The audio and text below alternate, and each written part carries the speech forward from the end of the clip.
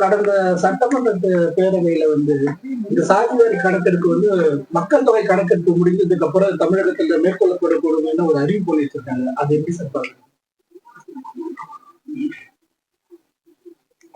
அதனை வரவேற்கிறோம். சாதிவாரி கணக்கெடுப்பு தேவை என்பதை தொடர்ந்து விடுதலை சிறுத்தைகள் கட்சியும் வலியுறுத்தி வருகிறது. இந்த கோரிக்கை SC ST மக்களுக்கு பொருந்தாது. ஏற்கனவே மக்கள் தொகை கணக்கெடுப்பின் போது ஒவ்வொரு முறையும் பட்டியல் சமூகத்தை சார்ந்த மக்கள் அனைவரையும் சாதி வாரியாகத்தான் கணக்கெடுப்பு நடத்துகிறார்கள். பழங்குடி இனத்தை சார்ந்தவர்களுக்கும் அதே போன்ற சாதிவாரி அடிப்படையிலான கணக்கெடுப்பு தான் நடத்தப்பட்டு வருகிறது. OBC மற்றும் முற்படுத்தப்பட்ட சமூக பிரிவினர் ஆகியோருக்கு சாதிவாரி அடிப்படையிலான கணக்கெடுப்பு இல்லை. ஆகவே இதர பிற்படுத்தப்பட்டோர், முன்னேறிய சமூகங்களை சார்ந்தோர் ஆகிய பிரிவினரையும் சாதிவாரி அடிப்படையில் கணக்கெடுப்பு நடத்த வேண்டும் என்பதுதான் நம் அனைவரின் கோரிக்கை. அதை விடுதலை சிறுத்தைகள் கட்சி வரவேற்கிறது. ஆளுநர் உரையில் இது குறித்து தமிழ்நாடு அரசு பதிவு செய்திருப்பதை வரவேற்கிறோம். பட்டியல் சமூகத்தை சார்ந்த மக்களை பொறுத்தவரையில் ஏற்கனவே பழங்குடி இனத்தை தமிழ்நாடு முழுவதும் சமூக பொருளாதார கணக்கெடுப்பு சோசியோ எக்கனாமிக் சர்வே தமிழ்நாடு அரசால் மேற்கொள்ளப்பட்டிருக்கிறது. 10 லட்சம் பழங்குடி மக்களை குடும்ப வாரியாக, தனிநபர் வாரியாக, சமூக பொருளாதார அடிப்படையில் கணக்கெடுப்பை நடத்தி முடித்திருக்கிறார்கள். அதே போல பட்டியல் சமூகத்தை சார்ந்தவர்களுக்கும் சோசியோ எக்கனாமிக் சர்வே உடனடியாக எடுக்க வேண்டும். இதற்கு இந்திய ஒன்றிய அரசின் வழிகாட்டுதல் தேவையில்லை. அல்லது அவர்கள் மக்கள் தொகை கணக்கெடுப்பை நடத்தி முடித்த பிறகு இதை மேற்கொள்ள வேண்டும் என்கிற சூழலும் இல்லை. அரசமைப்பு சட்டம் வழங்குகிற அதிகாரத்தை பயன்படுத்தி பட்டியல் சமூகத்தினரை, ஷெட்யூல் காஸ்ட், அந்த சமூக மக்களை சமூக அடிப்படையிலும் பொருளாதார அடிப்படையிலும் கணக்கெடுப்பு நடத்த வேண்டிய தேவை இருக்கிறது. அப்போதுதான் நலத்திட்டங்கள் முழுமையாக பாதிக்கப்படுகிறவர்களுக்கு போய் சேரும். எனவே ஒட்டுமொத்தத்தில் சாதிவாரி கணக்கெடுப்பு என்கிற கோரிக்கை பொதுவாக பார்க்கப்பட்டாலும் அது OBC FC சமூகத்திற்கான தேவையாக உள்ளது. அதே போல அனைத்து தரப்பாரின் சோசியோ எக்கனாமிக் சர்வே என்பது அவசியமானது. அதனை மாநில அரசே எடுத்துக்கொள்ள முடியும். எனவே இந்திய ஒன்றிய அரசு மக்கள் தொகை கணக்கெடுப்பு நடத்துகிற வரையில் காத்திருக்க தேவையில்லை என்பது விடுதலை சிறுத்தைகளின் வேண்டுகோள். சார், RS பாரதி ஒரு கருத்து தெரிவிச்சிருக்காரு. திமுக அதிமுக கூட்டணி வச்சா என்ன தவறுங்கிறது. ஏன்னா தேர்தலுக்கு முன்பாகவே அந்த 2 கட்சியில சேர்ந்த உங்களை முதல்வராக நிர்ணயமா ஒரு தகவல் இருந்துச்சு. அதை கூட நீங்க நிராகரிச்சீங்க.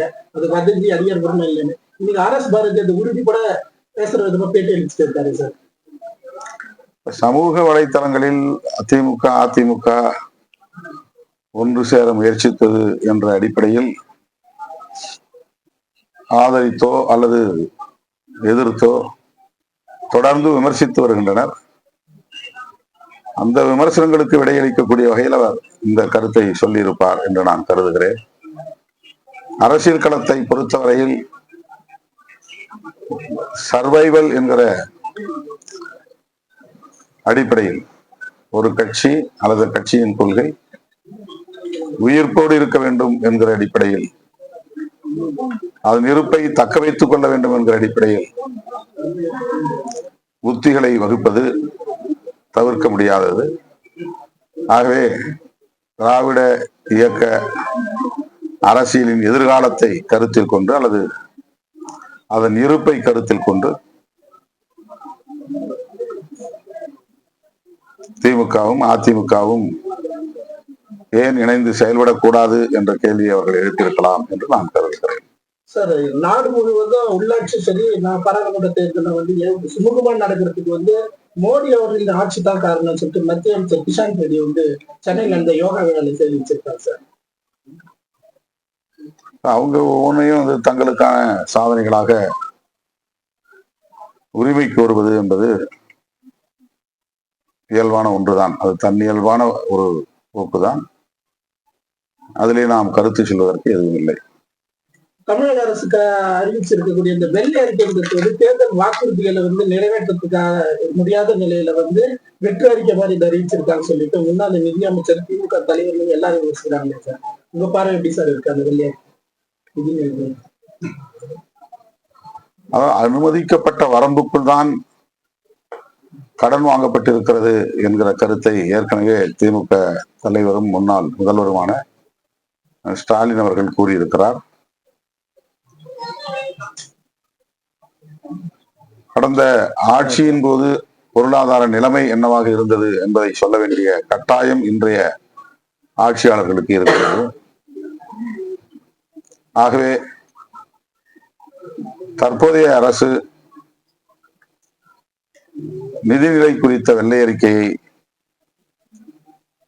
வெளியிடும் கட்டாயத்திற்கு ஆளாகி இருக்கிறது. அப்படி வெளியிட்டிருக்கிறது. திமுக ஆட்சியால் தான் அல்லது அரசால் தான் இந்த நிதி நெருக்கடி நிலை ஏற்பட்டிருக்கிறது என்று திமுக மீது குற்றம் சாட்டுவதற்காக இது சொல்லப்பட்டது என்பதை விட அளித்த வாக்குறுதிகளை நிறைவேற்ற முடியாமல் இருப்பதற்கு, உடனடியாக நிறைவேற்ற முடியாமல் இருப்பதற்கு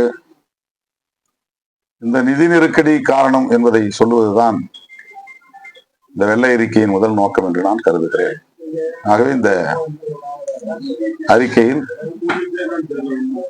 பொதுமக்கள் உணர வேண்டிய செய்தி, வாக்குறுதிகள் என்பது வேறு, நிதி இருப்பு என்பது வேறு. அந்த நிதி நெருக்கடிகளை பற்றி பொதுமக்களுக்கும் ஒரு விழிப்புணர்வு தேவைப்படுகிறது என்கிற அடிப்படையில் இந்த வெள்ளை அறிக்கையை தாவேக அரசு வெளியிட்டிருக்கிறது என்று நான் கருதுகிறேன். தமிழக அரசு சரியான பாதையில தான் முன்னெடுத்து செல்றாங்களா? தமிழக அரசு மட்டுமல்ல, ஒட்டுமொத்த தமிழக அரசியல் கட்சிகள் யாவும் ஒரே நிலைப்பாட்டை எடுத்திருக்கிறோம். தற்போதைய சூழலில் அந்த அணையை கட்டுவது கூடாது என்பதுதான் ஆளுங்கட்சி, எதிர்கட்சி உள்ளிட்ட அனைத்து கட்சியினரின் விருப்பமாகும், வேண்டுகோளாகும்.